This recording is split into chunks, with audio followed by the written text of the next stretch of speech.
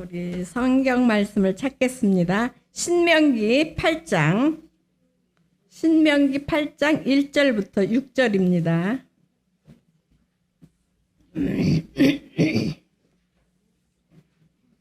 신명기 8장 1절에서 6절.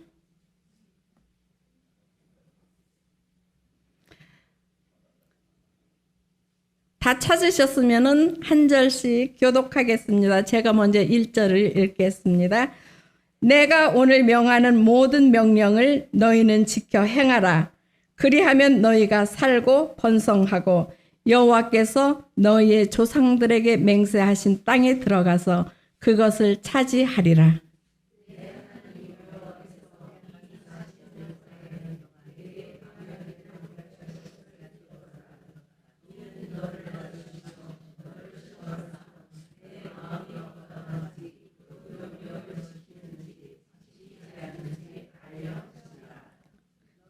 너를 낮추시며 너를 줄이게 하시고 또 너도 알지 못하며 내 조상들도 알지 못하던 만나를 내게 먹이신 것은 사람이 떡으로만 사는 것이 아니요 여호와의 입에서 나오는 모든 말씀으로 사는 줄을 내가 알게 하려 하심이니라.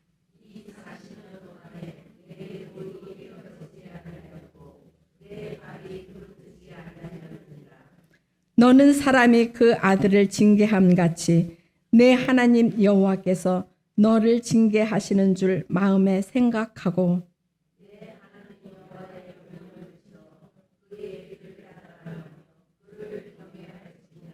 아멘. 자, 그럼 이 시간은 도쿄에서 오늘 아침에 도착하셨습니다. 우리 김종선 목사님 나오셔서 말씀을 전해주시는데 김종선 목사님 모르시는 분은 조금뿐이 없을 거예요.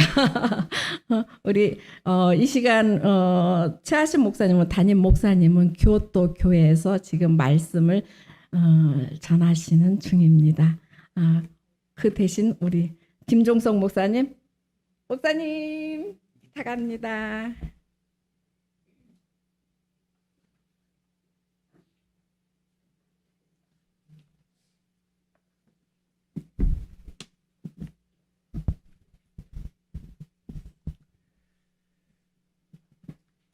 잠시 기도하겠습니다. 나의 힘이 되시는 성령님, 이 예배 가운데 역사해 주시기를 원합니다. 눈이 닫힌 자들의 눈을 열어주시고 귀가 닫힌 자들의 귀를 열어주시고 돌처럼 마음이 굳어진 사람들의 마음을 녹여주셔서 하나님의 말씀을 마음에 담아 돌아갈 수 있는 복된 성도들 되게 하여 주옵소서. 하나님, 성전의 마당만 밟는 자가 없게 하시고 오늘 이 예배를 통해 꼭 하나님 만나기를 소원합니다. 저나 이 자리에 있는 모든 성도들이나 하나님의 은혜를 통하여서 충만해지는 시간 되게 하여 주옵소서. 감사를 드리며 예수님의 이름으로 기도했습니다. 아멘. 마침내 복을 주시려고 그게 오늘 모세가 전하는 신명기 설교의 제목이며 또 제가 전하는 말씀의 제목이기도 합니다. 신앙생활을 왜 하는가? 많은 분들이 여러 가지 의견을 가지고 계실 것입니다.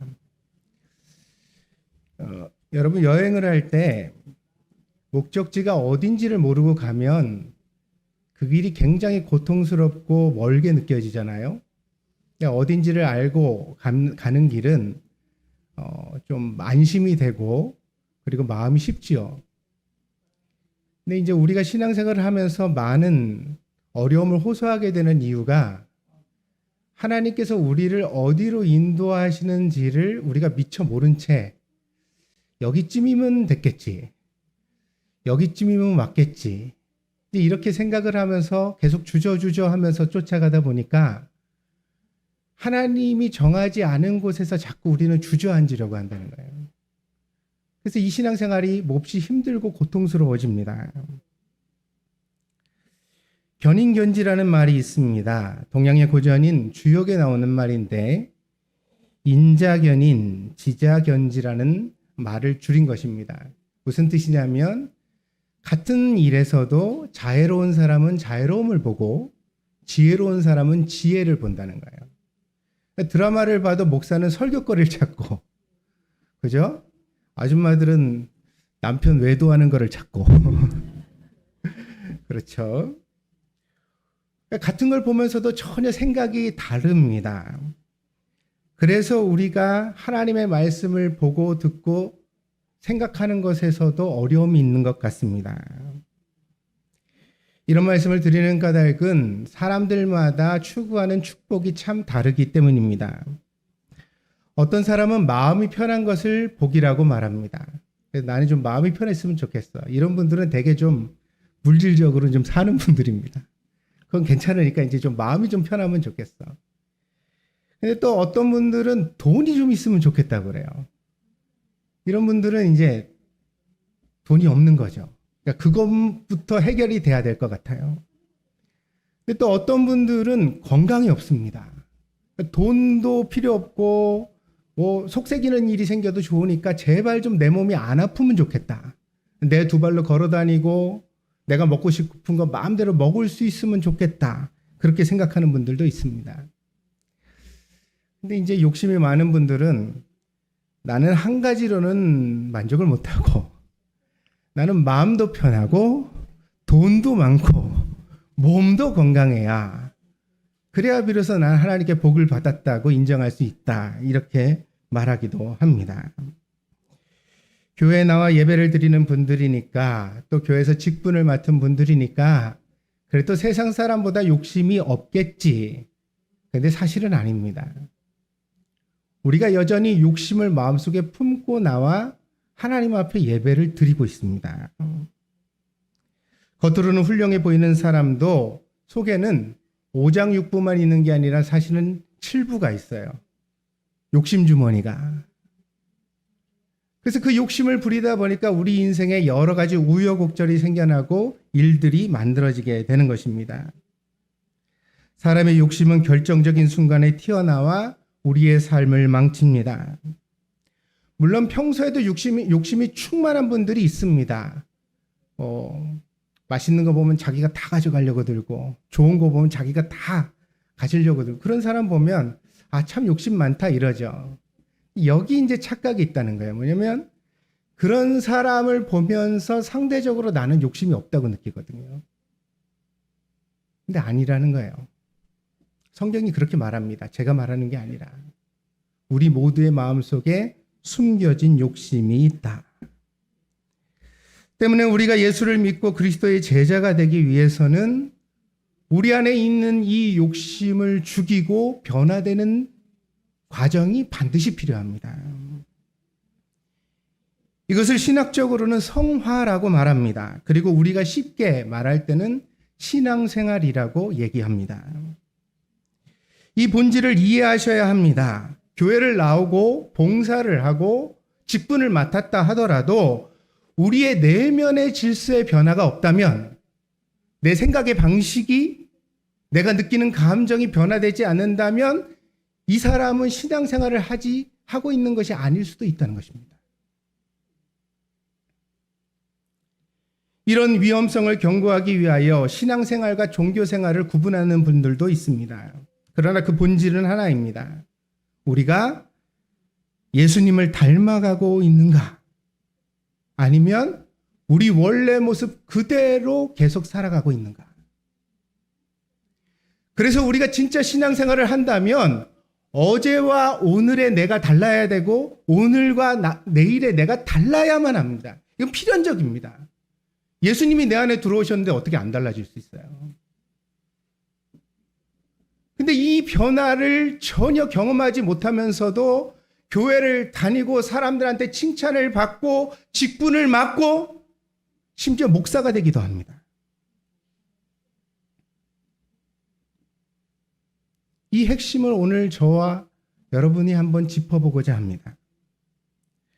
성경의 처음 5권의 책을 모세오경이라고 합니다. 모세가 창세기, 출애굽기, 레위기, 민수기, 신명기에 5권의 성경을 기록했습니다. 그 중에서 이 신명기는 성경의 순서로도 마지막 책이지만 모세가 기록한 것으로도 마지막 책입니다. 이스라엘 백성들을 이끌고 광야의 40년을 다 지난 다음에 가나안 땅을 눈앞에 두고서 모세가 이제 자기는 가나안 땅에 못 들어갈 것을 알게 됐거든요. 그 유언과 같이 이스라엘 백성들에게 자기의 평생의 신앙의 진액을 담아서 부탁하고 있는, 설교하고 있는 말씀이 신명기입니다. 그런데 그 신명기에서 모세는 이스라엘 백성들을 향해 광야의 40년 생활을 앞으로 항상 기억하라 이렇게 말합니다. 모세는 그 광야의 세월이 헛되지 않았으며 하나님의 섭리와 뜻을 발견하는 가치 있는 시간이었으니까 그것을 명심해야만 앞으로도 삐뚤어지지 않고 잘못되지 않고 신앙을 지켜갈 수 있을 것이라고 이야기합니다. 신자의 구원은 두 가지 차원을 가지고 있습니다. 하나는 신분적 차원이고 하나는 수준적 차원입니다. 그 신분적 차원의 구원이라는 것은 우리가 예수를 믿을 때 이미 받은 것입니다. 요한복음 1장 12절에 보니까 영접하는 자, 곧 그 이름을 믿는 자들에게는 하나님의 자녀가 되는 권세를 주셨으니, 주실 것이 아니라 주셨으니입니다. 그러니까 우리가 예수를 믿는 순간 이미 하나님의 자녀가 된 겁니다.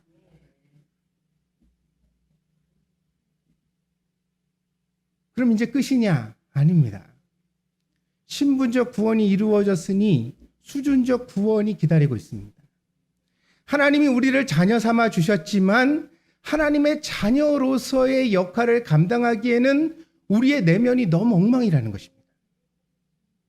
욕심이 많고 거룩하지 못하며 욕심쟁이에다가 질투하고 맨날 삐지고 섭섭하고 억울하고,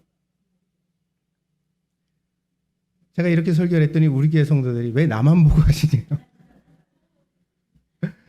다 자기 얘기 같이 들려야 이 설교가 진짜인 겁니다. 그렇습니다. 우리가 그런 존재입니다.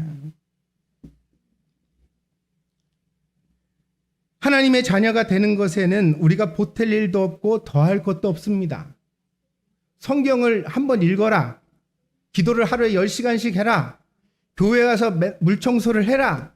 헌금을 많이 드려라. 이런 조건이 하나도 없습니다.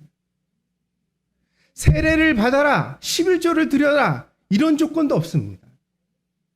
그저 우리가 예수 그리스도를 나의 구주로 영접하고 믿는 순간 우리는 하나님의 자녀가 됩니다. 그러나 이것은 구원의 완성은 아닙니다. 아직 수준적 차원의 구원이 기다리고 있습니다. 빌립보서 2장 12절을 보니까 그러므로 나의 사랑하는 자들아, 너희가 나 있을 때뿐 아니라 더욱 지금 나 없을 때에도 항상 복종하여 두렵고 떨림으로 너희 구원을 이루라 그러십니다.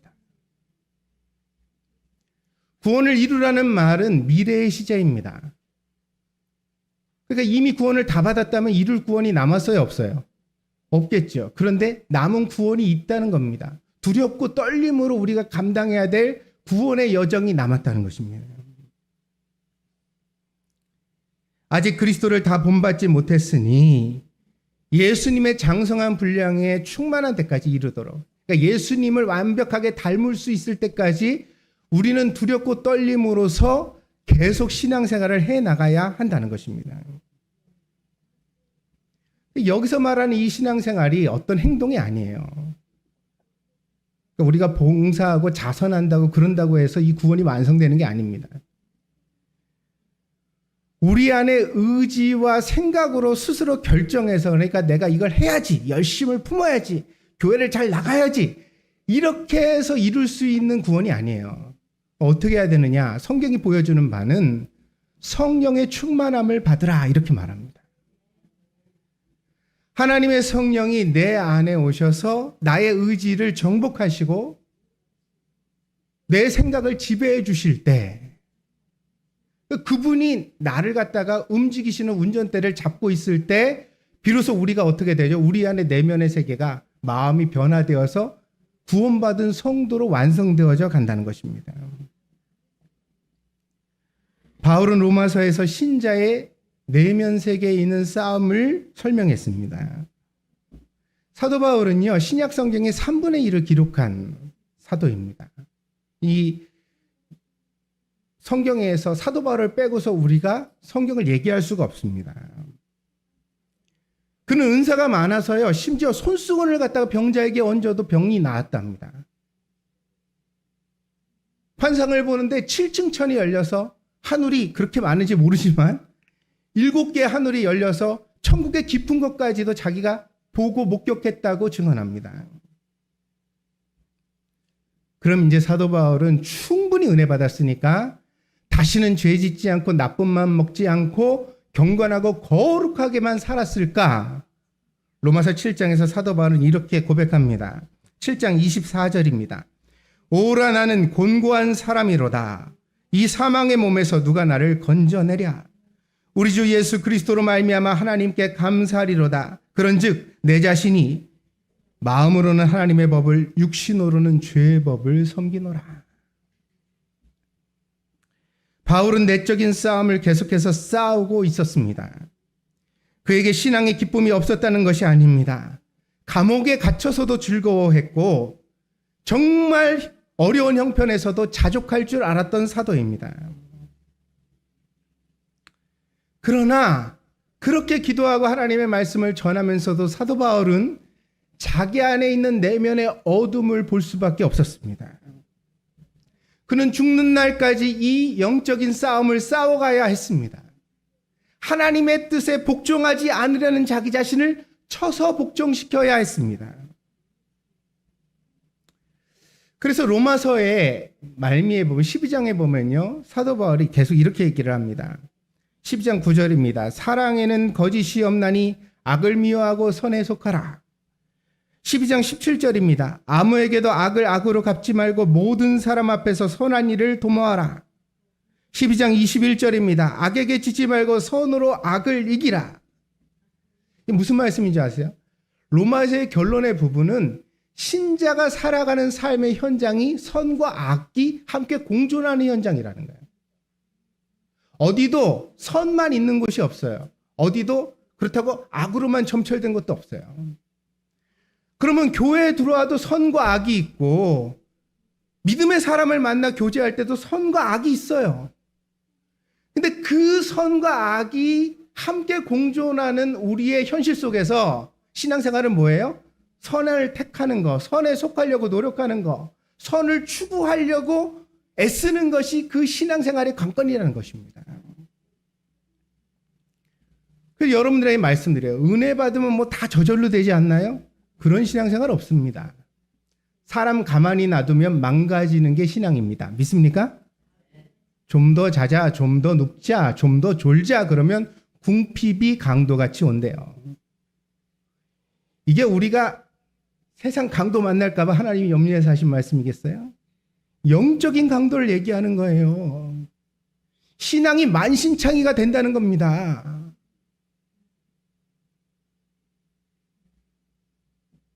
그런데 어떻게 교회 안에 있는 신자들은요, 경각심이 없어요. 신앙생활을 대충 해도 되는 줄 알아. 그럼 맨날 그게 은혜 받은 모습이 뭐냐면 하나님이 알아서 해주시겠죠.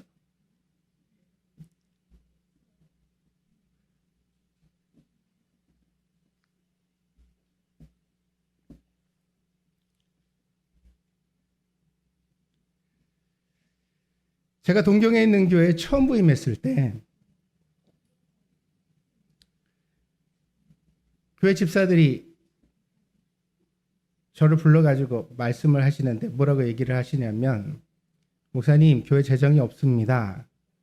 이번 달 사례비를 드리고 나면 다음 달부터는 드리기가 힘들 것 같습니다.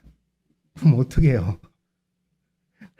어떻게 해요? 말도 지금도 뭐 일본어를 못합니다만 말도 못하고 아는 사람도 없고 교회 하겠다고 왔는데 어디 알바를 좀 알아보셔야 될 것 같습니다. 그래요? 형편이 그런 거 어쩔 수 없죠. 알겠습니다. 그런데요, 저희 교회가 속해 있던 일본 교단의 이제 목사님들한테 인사를 드리러 갔어요. 왜냐면 부임을 했으니까 인사를 드려야죠. 그래서 저희 집사님을 앞세워서 통역을 시켜가지고 인사를 드리러 갔어요. 그랬더니 그 목사님이 저한테 이렇게 물으세요. 한국에 있는 어떤 교회에서 지원해 주십니까? 저 아무것도 없이 왔거든요.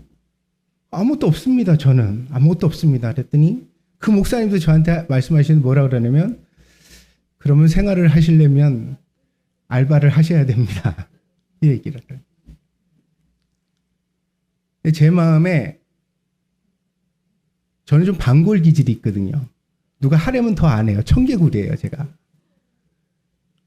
아니 나는 처음에는 그래 뭐 먹고 살려면 뭐라도 해야지 이런 생각을 했는데 집사님도 그 말하고 목사님도 그 말하고 다 그 말을 하니까 내가 갑자기 오기가 생기면서 무슨 생각이 들냐면 내가 목사인데 하나님이 먹이신다고 그랬는데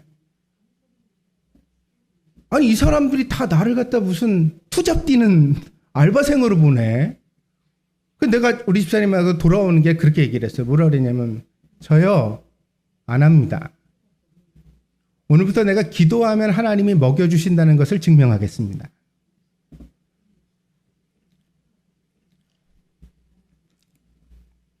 그리고는 침낭 들고 강단으로 여기로 이렇게 와서 돈이 없어 난방도 못할 때 두 집을 쓰고 하나님 앞에 밤새도록 기도를 하면서 하나님 큰 소리는 쳤는데 책임은 져주셔야죠.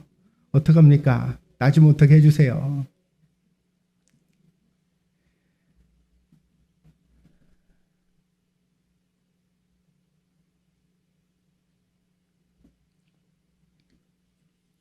하나님이 해주셨죠.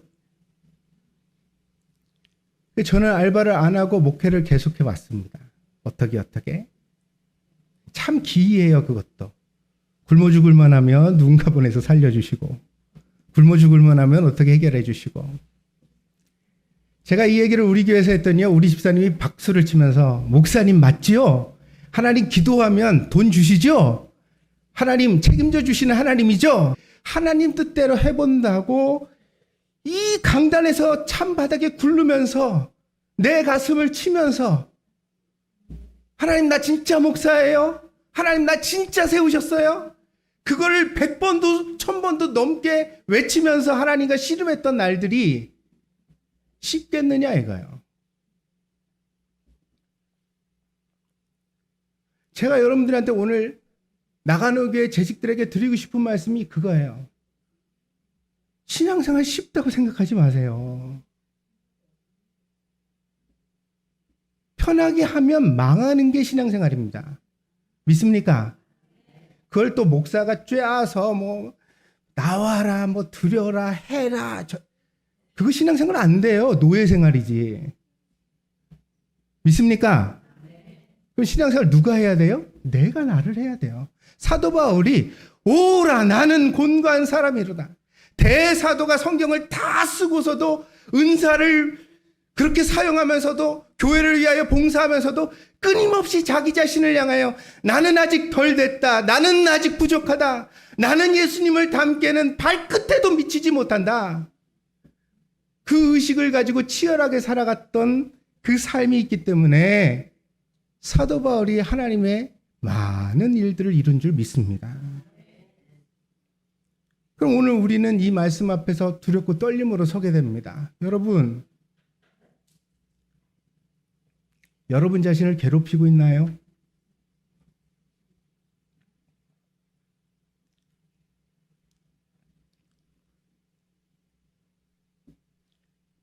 이것도 오해하시는 분들이 있습니다. 아, 이제부터 교회를 열심히 해야 되는구나. 그럼 김치 담글 때 나오고 주보 접고 다니는 게 다 쫓아다녀야지. 그래야 이제 신앙생활이 되는 거구나. 아니라니까요. 초점을 좀 잘 잡으세요. 아니에요, 그게.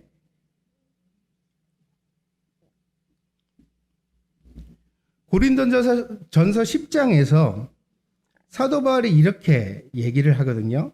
이스라엘의 광야 생활에 대한 이야기입니다. 10장 2절입니다. 10장 1절입니다.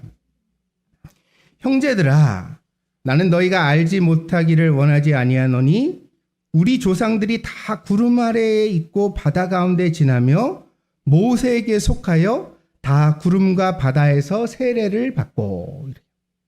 무슨 얘기냐면 홍해바다를 이스라엘 백성들이 건널 때 하나님이 200만 명을 한꺼번에 세례 주셨다는 거예요. 그 출애굽기를 보면 바다의 물이 벽처럼 섰거든요. 어떻게 섰을까요? 새벽부터 밤새 바람이 불어서 물을 세웠대요.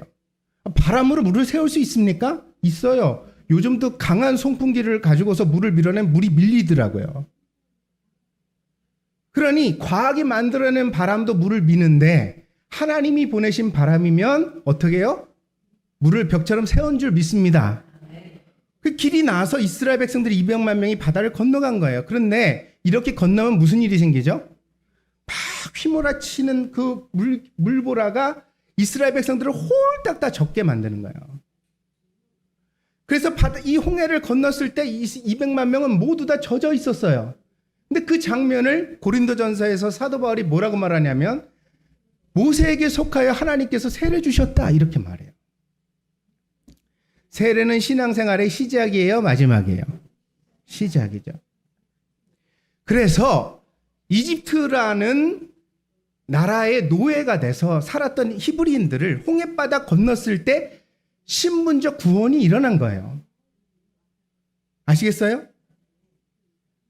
더 이상 노예가 아닌 거예요. 노예일 수 없어요. 왜냐하면 이집트 군대가 전부 다 홍해바다에서 죽었잖아요. 이제 쫓아올 사람도 없어. 잡아갈 사람도 없어. 그러니까 히브리인들은 자유인이 됐어요. 이 신분적 구원이 일어났다는 거예요. 그런데 이렇게 세례를 받은 히브리인들을 하나님께서 40년 동안 광야에서 걸어가게 하셨어요. 어디로 가는데? 가나안 땅으로 가는데. 가나안이라는 목표가 있었는데 거기 이르지 않고 어떻게 해요? 광야를 40년 동안 돌아가게 하셨다. 여기서 하나님이 행하신 일이 오늘 신명기 우리가 읽었던 8장에도 그대로 나옵니다. 뭐죠? 구름기둥과 불기둥을 딱 눈앞에다가 두시고 할렐루야. 그 다음에 아침에 만나를 주세요. 만나가 언제 내린지 아세요 혹시? 여러분 광야는 어떤 곳입니까? 볼 것도 없고 먹을 것도 없고 아무런 재미가 없는 땅이에요. 아멘? 여러분 인생 가운데 요즘 재미가 없습니까? 축하합니다. 하나님의 광야에 들어오셨습니다. 뭐 신앙생활하는데 이래요. 뭐 아무 재미가 없고. 맞아요. 그게 신앙생활이에요. 거기서 시작되는 거예요. 농사 지을 일도 없어요. 뭐 사업이 번창하게 잘 되면 아유 이 답답이들 사업이 번창하게 잘 되면 퍽도 하나님 보겠다. 오늘 신명기 8장이 그렇게 나와요. 그 후반부를 읽어보세요. 너희가 거기서 잘 되면 하나님을 잊어버린대요. 아멘? 안 그럴 자신 있는 분만. 아멘. 아니요. 나도 자신 없어요. 목사가 잘 돼서 성도들이 수천 명 몰려들고 예배당이 지어지고 목사한테 철철이 옷 갈아입히고 고급 세단 갖다가 주고 전국 방방곡곡으로 설교하러 다니라고 해주는데 그 목사가 오늘 사도 바울처럼 나는 공고한 자로다 그렇게 말하는 목사를 난 본 적이 없어요. 그럼 다른 목사님들은 다 나만 못해서 그럴까? 나는 겁이 나요. 은혜를 잊어버릴까 봐. 내 신앙생활이 정체되고 멈출까 봐.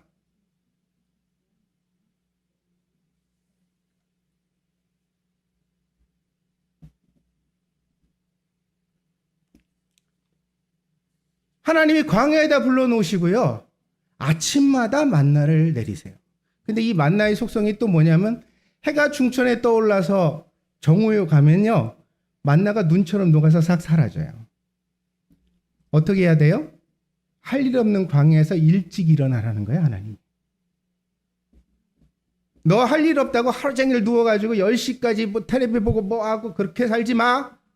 할 일 없지만 일찍 일어나. 일찍 일어나면 뭐 하라는 걸까? 청소요?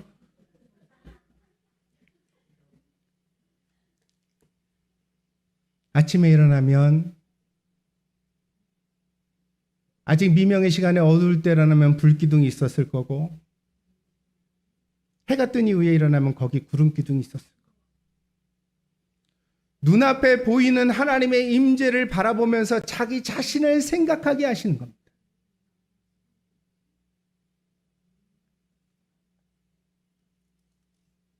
내가 어떤 사람일까? 내가 누구일까? 나는 과연 하나님 앞에 어떤 쓸모가 있을까? 그것을 생각하고 또 생각하게 하시는 과정을 하나님이 40년 동안 요구하셨어요. 근데 여러분 아세요?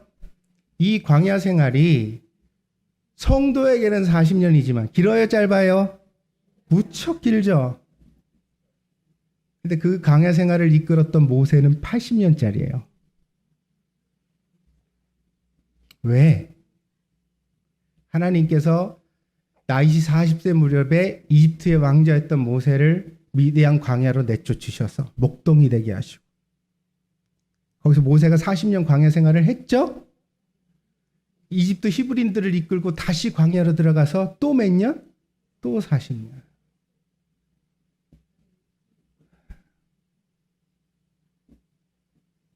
그래서요, 목회자는 성도보다 더블로 광야를 지나는 거예요. 그 각오가 없으면 이 일을 감당할 수 없어요.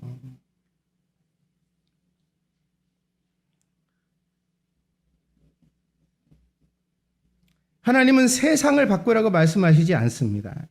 하나님께서 원하시는 것은 우리 자신의 변화입니다. 제가 얘기 드리는 게 작년의 나와 올해의 내가 10년 전의 나와 지금의 내가 뭐가 변했을까? 그게 은혜로울까 과연?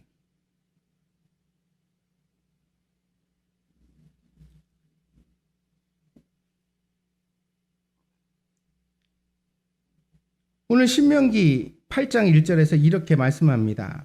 내가 오늘 명하는 모든 계명을 너희는 지켜 행하라. 그리하면 너희가 살고 번성하고 여호와께서 너희의 조상에게 맹세하신 땅에 들어가서 그것을 차지할 것이다. 그런데 내 하나님 여호와께서 이 40년 동안 내게 광야길을 걷게 하신 것을 제발 기억해라. 이는 너를 낮추시며 너를 시험하사 내 마음이 어떠한지 그 명령을 지키는지 지키지 않는지 알려 하심이라. 너를 낮추시며 너를 줄이게 하시며 또 너도 알지 못하면 내 조상들도 알지 못하던 만나를 내게 먹이신 것은 사람이 떡으로만 사는 것이 아니요 하나님의 입에서 나오는 모든 말씀으로 사는 줄을 내게 알게 하려 하심이라. 여기 드러나는 사실이 뭔 줄 아세요? 광야를 40년 지났는데 여전히 사람은 교만하다는 거예요. 공부하는 아이한테 공부하라고 해요, 안 해요? 막 지가 갔다 와서 예습 복습하고 준비물 챙겨놓고 그런 애한테 엄마가 또 야 공부 안 해? 이래요? 그렇지 않죠. 그런 아이는 이렇게 등 두둥기면서 고생 많다, 잘하고 있다 그렇게만 해주면 되죠. 근데 이 녀석이 핸드폰 들고 게임만 하고 텔레비전만 보고 이러면 엄마가 어떻게 말해요? 공부해라 이 말을 하게 되죠. 오늘 신명기 8장에 보면요 2절에도 3절에도 낮추시며라는 말이 2번 반복돼요. 무슨 얘기죠? 아직도 교만하는. 교만은 결국 어떤 결과를 가져오느냐? 교만하면 거기 2절에 보니까 내 마음이 어떠한지 그 명령을 지키는지 지키지 않는지 알려 하심이라 그랬어요. 교만하면 어때요? 하나님 말씀을 지키지 않아요. 내 마음대로 해요. 틀림없습니다. 하나님 뜻이라고 하고 지 뜻대로 해요. 이렇게 살아가는 사람의 결말이 어떻게 되느냐 그랬더니 그 다음에 나와요. 그게 뭐냐면 3절에 보니까 사람이 떡으로만 사는 것이 아니요 하나님의 입에서 나오는 모든 말씀으로 사는 줄을 내게 알게 하려 했다 그러십니다. 그러면 이 말을 뒤집어 보세요. 하나님 말씀이 없으면 살아요 죽어요? 사람이 떡으로만 사는 게 아니에요. 하나님의 입에서 나오는 모든 말씀으로 말미암아 사는 줄을 알게 하신대요. 그 말씀이 사라지면 어떻게 해요? 죽어요. 하나님의 말씀이 없다는 게 무슨 말이냐? 하나님 말씀을 지키지 않는다는 뜻이에요. 듣지 않는다는 얘기가 아니라. 아멘? 설교는 들어요. 교회는 나와요. 근데 지 뜻대로 해요. 이거 하나님 말씀 지키는 거예요? 안 지키는 거예요? 하나님 말씀 없는 사람이에요. 이 사람의 마음의 상태를 성경이 뭐라고 모세가 진단해요? 교만하다 이렇게 진단해요. 얼마나 교만하면 지 맘대로 해석하고 지 뜻만 주장하고 다 판단하고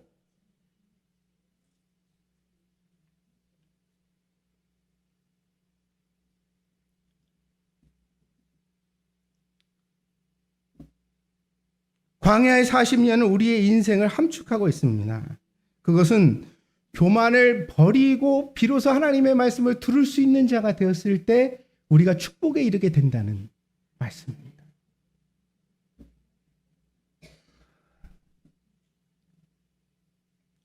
여러분은 핑계하고 싶을 것입니다. 자기 신앙생활에 보잘것없는 열매에 대하여. 교회가 조금 더 좋은 교회라면 나가노에 있는 이 한적한 교회가 아니라 내가 정말 수백 명이 모이는 교회에서 더 많은 사람들과 신앙생활을 했다면 그래도 내가 잘하지 않았을까? 목사가 좀 더 훌륭했다면 우리 목사님이 정말 누구누구 목사처럼 그렇게 설교를 하고 그렇게 목회를 해줬다면 내가 좀 신앙생활을 더 잘하지 않았을까? 나에게 믿음의 반려자만 있었다면, 내 남편이 교회를 다녔다면, 내 부인이 조금 더 믿음이 좋았다면 내가 신앙생활을 좀 더 잘할 수 있지 않았을까?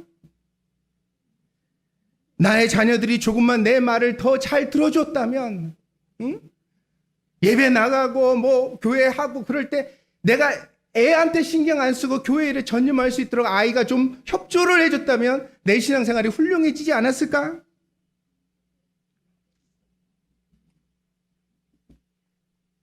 그러나 이것이야말로 자기 현실의 부정입니다. 왜냐하면요, 지금 있는 여러분의 모습이 여러분의 모습이에요. 아멘? 하나님이 누구보다 잘 아세요? 환경 바꾼다고 다른 사람 바꾼다고 여러분 안 바뀌어요. 여러분 그 모양이에요. 오늘 목사가 두드려 패려고 작정을 하고 왔죠. 그죠? 남편 문제가 아니라고요. 목사 문제도 아니고 교회 문제도 아니고 다른 교회 문제도 아니에요. 이게 무슨 문제예요? 내가 하나님 앞에 아직도 교만한 게 문제예요. 그래서 성경을 읽어도 하나님 말씀이 안 들리고, 설교를 들어도 그게 내가 판단할 뿐 하나님의 말씀으로 안 들리고,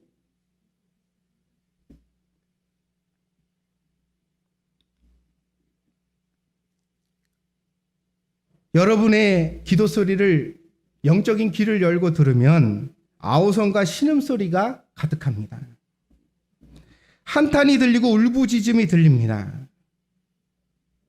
근데 놀라운 사실은요, 이 한탄과 울부짖음의 현장이 아까 말씀드렸죠?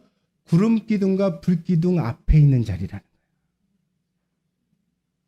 하나님은 거기 계세요. 안 말씀 안 하세요. 보셨는데도 얘기 안 하세요. 가만히 계시죠. 왜 저러실까? 좀 얘기라도 해주시면 좋겠는데.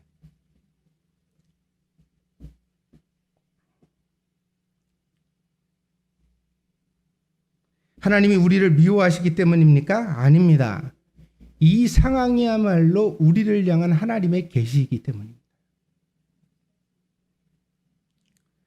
전능하신 하나님은 나의 삶에 주어진 여러 가지 우여곡절을 통해 내가 얼마나 교만한지를 드러내시고 바뀌어야 할 나의 모습을 보게 하십니다. 사업이 망하기도 하고 자식이 속썩이기도 하고 남편과 아내가 불화하기도 하고 교회에서 왕따가 되기도 하는데 이 모든 일들 속에 하나님의 은총이 숨어 있다는 거예요. 이걸 잘 생각하고 기도하고 받으면 반드시 은혜가 됩니다. 믿습니까? 왜냐하면 내가 변할 것이기 때문에. 내가 변하니까. 저는 모태신앙으로 태어나 어느덧 50년이 넘는 신앙생활을 했습니다. 주의 종이라는 호칭을 받으면서 살아왔지만 아직도 저는 제 신앙이 부끄럽기만 합니다. 그 세월의 연단 속에서 한 가지 배운 것이 있습니다. 하나님은 언제나 오르시다는 것입니다. 내가 이해할 수 없는 상황이 주어졌어도, 내가 보기에 부당해 보이는 어떤 모습이 있다 할지라도 언제나 하나님은 오르십니다. 믿음은 하나님과 투쟁하는 것이 아닙니다. 믿음은 하나님께 굴복하는 일입니다. 그분이 주신 현실을 받아들이고 그 가운데서 자기를 변화시켜 가는 것이야말로 신앙생활의 핵심입니다. 때문에 진정한 신앙생활은 예배당 안에 있는 것이 아니라 여러분의 인생 자체에 있습니다. 내가 낳은 아이, 내가 만난 남편, 아내, 내 친구들, 내가 살아갈 때 왜 나는 알바를 갔는데 그 주인이 그런 사람을 만났을까? 그걸 우연이라고 생각하는 것이 믿음이 없는 것이고, 아멘? 그것을 하나님이 주셨다고 받아들이고 그 안에서 최선을 다할 때 거기 바로 신앙생활이 만들어지는 겁니다. 여러분 보세요. 요셉은 어떻게 됐어요? 형제한테 미움받다가 노예 상황에 빨려가잖아요. 진실을 지켰더니 감옥에 가잖아요. 잘 됐어요? 못 됐어요? 요셉이 그죠? 요셉은 신앙생활 했어요? 안 했어요? 했죠. 우리는 그러면 실망했을 텐데, 한탄하고 원망하고 그랬을 텐데, 요셉은 거기서 신앙생활을 해가잖아요. 그러면 그 마지막이 있다는 겁니다. 그게 오늘 드리고 싶은 얘기예요. 신명기 8장 11절부터 제가 읽어보겠습니다. 내가 오늘 내게 명하는 여호와의 명령과 법도와 규례를 지키지 아니하고 내 하나님 여호와를 잊어버리지 않도록 삼가할지어다. 내가 먹어서 배부르고 아름다운 집을 짓고 거주하게 되며 또 내 소와 양이 번성하며 내 은금이 증식되며 내 소유가 다 풍성하게 될 때, 문제가 다 해결됐어요. 그럴 때 내 마음이 교만하여 내 하나님 여호와를 잊어버릴까 염려하노라. 여호와는 너를 애굽 땅 종되었던 집에서 이끌어내시고 너를 인도하여 그 광대하고 위험한 광야 곧 불뱀과 전갈이 있고 물이 없는 간주한 땅을 지나게 하셨으며 또 너를 위하여 단단한 반석에서 물을 내셨으며 내 조상들도 알지 못하던 만나를 광야에서 내게 먹이셨나니 이는 다 너를 낮추시며. 아멘. 신앙생활의 관건이 여기 있다는 거예요. 마음이 낮아져서 하나님 말씀이 들리는 거 믿습니까? 여기에 이르면 어떤 결과를 얻게 되어져요? 이렇게 말해요. 이는 다 너를 낮추시며 너를 시험하사 마침내 내게 복을 주려 하심이니라.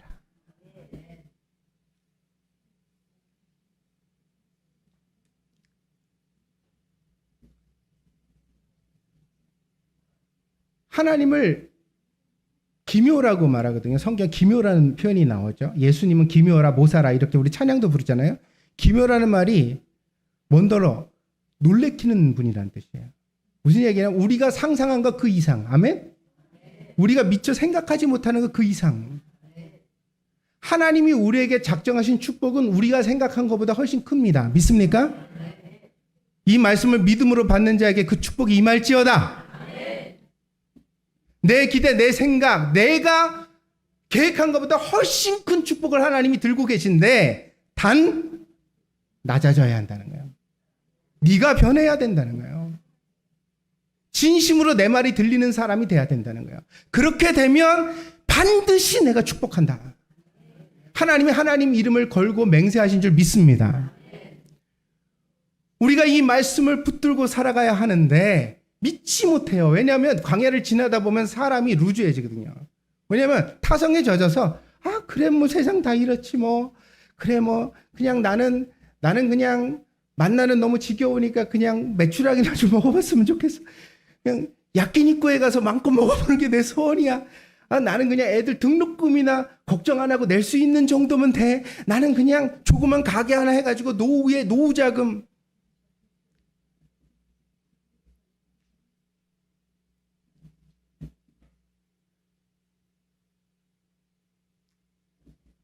하나님이 여러분을 그런 인생으로 부르신 게 아니에요.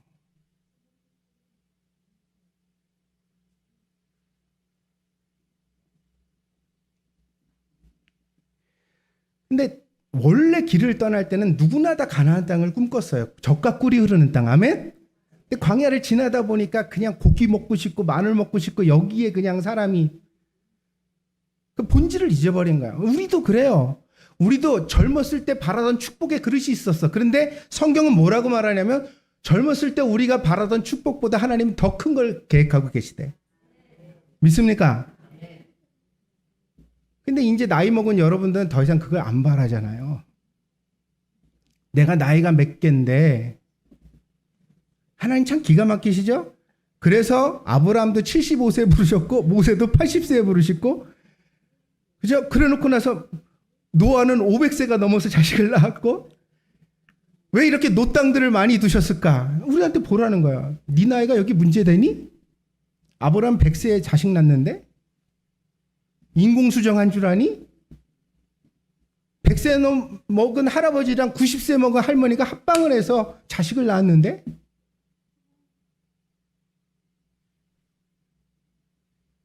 다시 말씀드립니다. 믿음은 꿈꾸는 자의 것입니다. 믿습니까? 축복은 꿈꾸는 자의 것입니다. 그리고 그 꿈이 있기 때문에 우리는 우리 자신을 훈련시키는 거예요. 하나님 말씀 더 들으려고 나를 바꾸려고 노력해가는 거예요. 남 인정해 주는 게 중요한 게 아니라. 그래서 저는 오늘 말씀드려요. 내가 보기에 내가 안 부끄러워야 됩니다. 제발 좀 교인들이 뭐라고 하나 그런 얘기 듣지 마세요. 누가 뭐라 그러면 뭔 소용이 있어 그게. 그 뭐라고 하는 사람이 여러분한테 밥 한 그릇을 줘요. 무슨 옷을 하나 사줘요.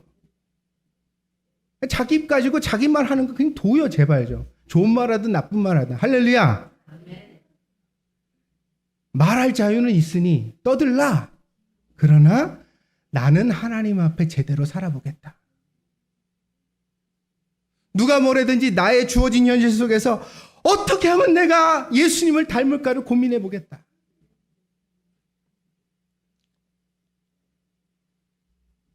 그 마음을 품고 살아갈 때 하나님께서 우리를 놀랍도록 축복하시는 결과가 반드시 있을 줄 믿습니다. 제가요,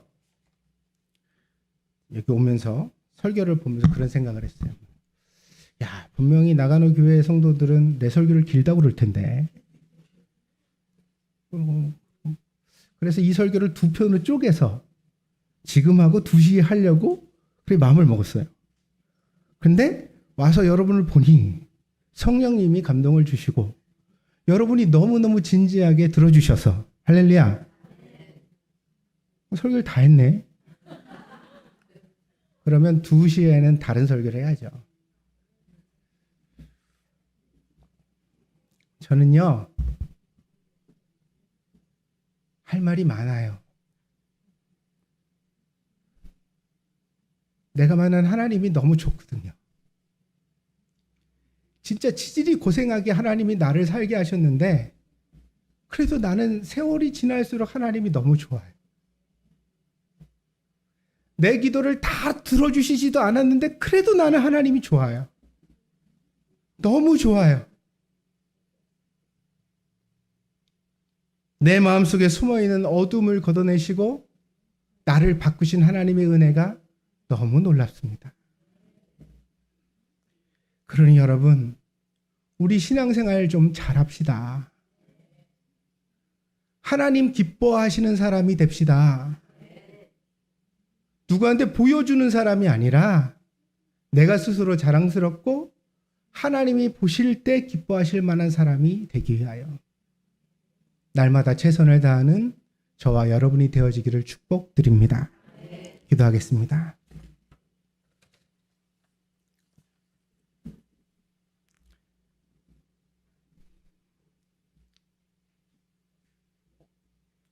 사방에 산이 둘러쳐 있는 나가노에 와서 하나님의 말씀을 전합니다. 어떤 인생의 우여곡절 끝에 여기 왔는지 모르지만 하나님, 이 성도들 모두 이곳에서 신앙생활의 광야를 지나고 있는 줄 믿습니다. 때로는 답답하고 아프고 때로는 힘들고 때로는 걱정스럽지만 이 모든 과정을 통해 하나님이 우리 마음을 낮추실 때 마침내 하나님의 말씀이 들려지는 은혜가 임할 줄 믿습니다. 그리고 하나님 말씀이 우리의 마음속에 들려지면 그 말씀의 능력이 우리를 살리고 우리의 영혼에 힘을 주고 마침내 우리를 축복에 이르게 할 줄 믿습니다. 내가 생각한 것보다, 내가 계획한 것보다, 내가 알고 있는 것보다 더 넘치도록 역사하실 하나님을 찬양합니다. 하나님, 내게 역사하여 주옵소서. 우리 나가노 교회에 역사하여 주옵소서. 성도들을 만나 주시옵소서. 저들의 마음을 낮추시고 저들이 하나님의 음성을 들을 수 있는 성도 되게 하여 주시옵소서. 그리하여 마침내 예수님을 닮아가게 하시고 저들의 인생에서 그리스도의 향기가 꽃피게 하여 주시옵소서. 함께하여 주실 줄 믿습니다. 감사드리며 예수 그리스도의 이름으로 기도하였습니다.